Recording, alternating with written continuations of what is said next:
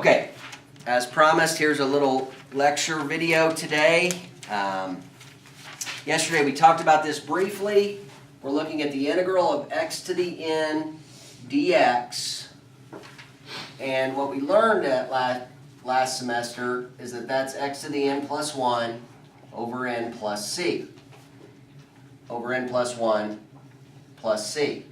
And one thing that even if you look in your book, it will say that n cannot equal -1. Okay? So basically, you can't take the integral of 1 over x dx. We couldn't do that last semester when we did integration. So, now you should know what that is.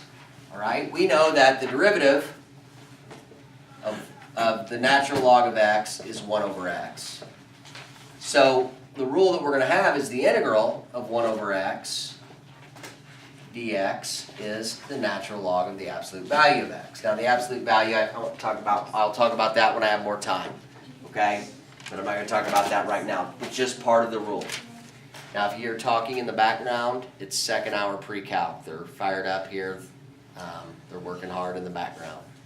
All right, so just in general, the integral of 1 over u du is going to equal the natural log of the absolute value of u, and then we can't forget our constant of integration. So don't forget that plus c. Okay. So, first example. We did an example, I showed you this quickly yesterday. So I'm going to write this up here again. The integral of 1 over u du equals the natural log of the absolute value of u plus c. All right, so the first example here we're going to do is the integral of 2x over x squared plus 4 dx. All right, so we're going to do a u substitution. We're going to let u equal x squared plus 4.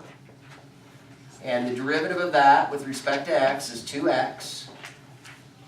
So if we solve for du,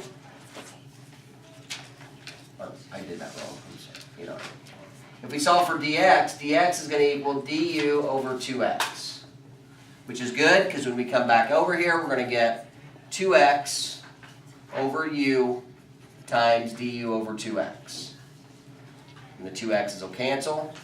So that's going to equal the integral of 1 over u du. So that is, by our rule, the natural log of the absolute value of u plus c.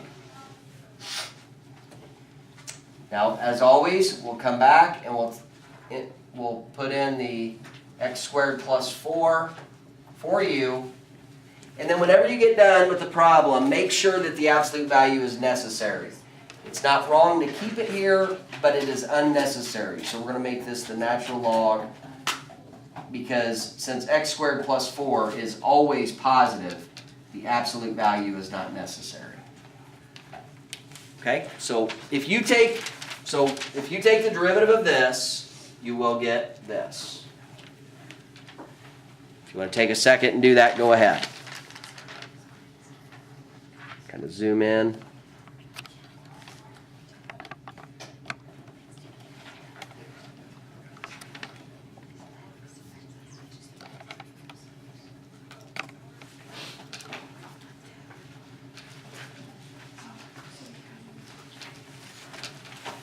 Okay, second quick example.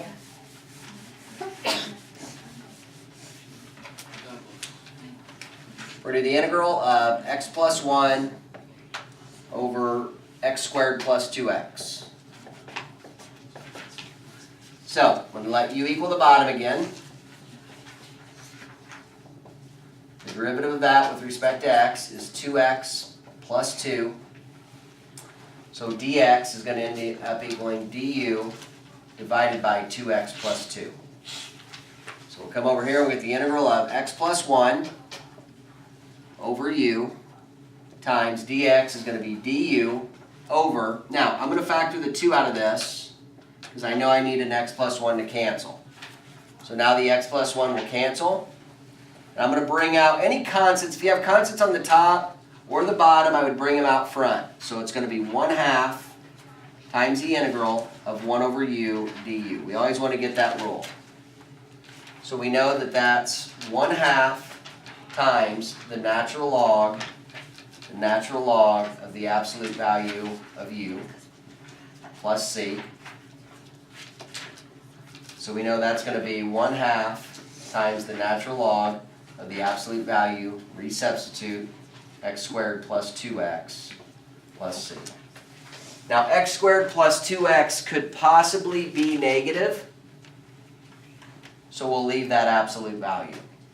Alright? Now the book might have this. They might take this 1/2 and bring it to the power of this, and then that something to the 1/2 is the same as the square root of the absolute value of x squared plus 2x plus c. Alright. Well, there's the second example.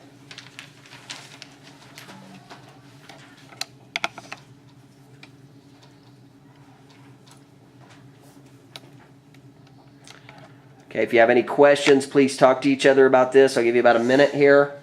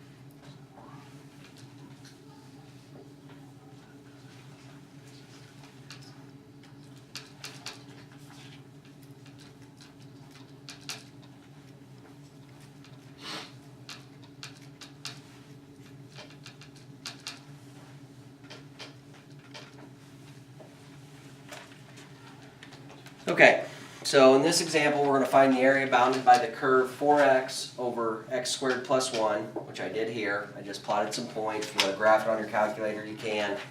Okay, the x-axis, so the x-axis is going to be a bound.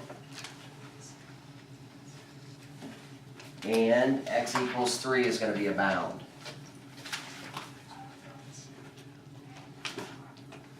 So the only thing that's bounded by all these is this right here.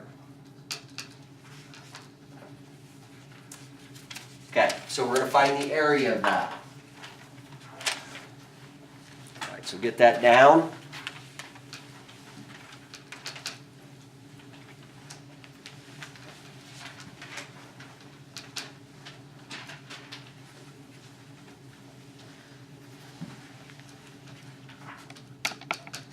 Okay, so there's the equations.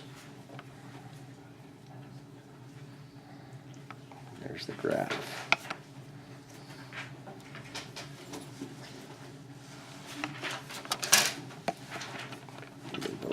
Bit.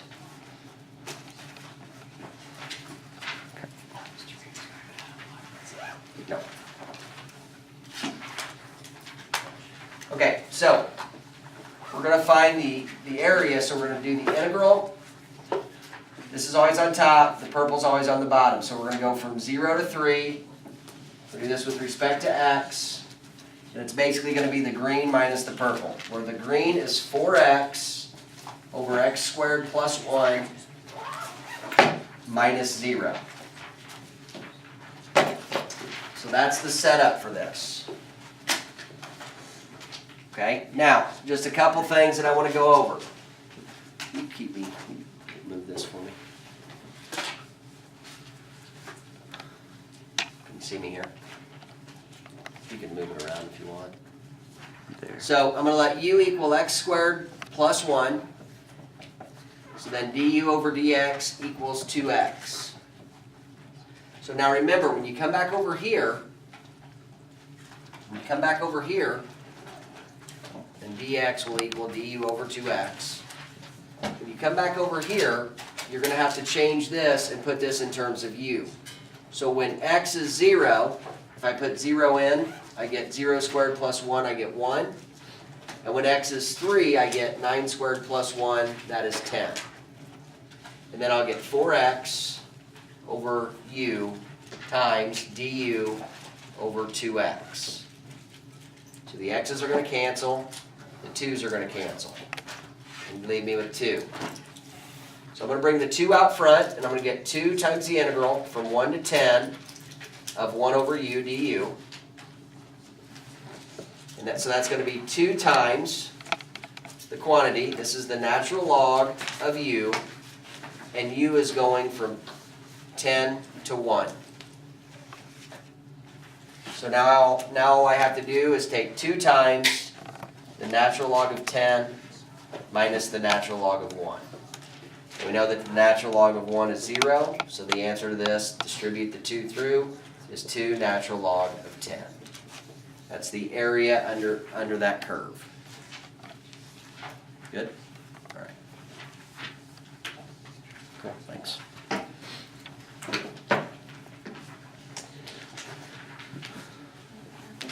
All right, 1 second.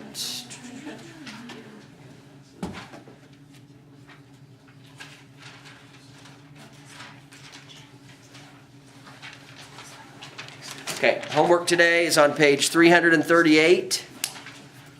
1 through 7 odd, 11, 19, 29 through 35 odd, 47, and 48.